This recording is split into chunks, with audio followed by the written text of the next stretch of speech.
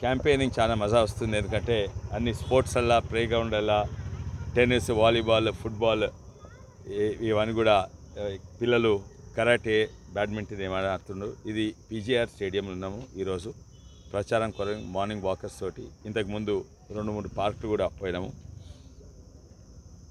దేశం అయితే నిర్ణయం తీసుకుంది బీజేపీ నెక్స్ట్ ప్రధానమంత్రి మోడీ గారే ఉంటారని. ఇక్కడ షేర్లింగంపల్లి ప్రజలు కూడా నిర్ణయం తీసుకున్నారు. కానీ ఇక్కడ సివిక్ ఇష్యూస్ చాలా ఎక్కువ ఉన్నాయి. మేము పార్కులు తిరిగినాము, ఇక్కడ తిరిగినాము. ఇక్కడ వాళ్ళు నేను అదృష్టవంతులు అనుకుంటున్నాను, ఎందుకంటే ఇంత మంచి పార్క్ ఉన్నది. కానీ ఇది దాదాపు 15-20 ఏళ్ళ కింద కట్టింది. ఇక్కడ జనాభా డబుల్ కాదు, ట్రిపుల్ కాదు, 5 ఇంతలు పెరిగింది. కానీ ఇటువంటి సివిక్ సోషల్ ఇన్ఫ్రాస్ట్రక్చర్స్ అంటే పార్కులు, హాస్పిటళ్ళు ఇవన్నీ పెరగలేదు. అవి ఎట్లున్నాయి అట్లే ఉన్నాయి, కానీ ఇక్కడ జనాభా పెరిగింది. అయితే ఒకప్పుడు ఇక్కడ హై క్వాలిటీ ఆఫ్ లివింగ్ ఉన్నది, క్వాలిటీ ఆఫ్ లివింగ్ పడిపోయింది.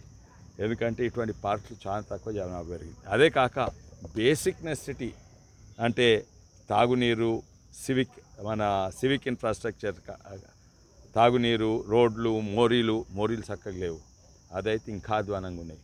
ఎందుకంటే ఓ సైడ్ మోరీలేమో నిజంగానే, చెర్లేమో మురికి కుంటలు అయినాయి, మోరీలు ఓపెన్ డ్రైనేజెస్ అయినాయి, బయట నుంచి నీళ్ళు వస్తున్నాయి. ఎండాకాలం కూడా మోరీలు ఉల్టాని బయటికి వస్తున్నాయి నీళ్ళు. అదే కాక తాగునీరు ఇన్నేళ్ళు లేనిది సడన్లీ తాగునీరు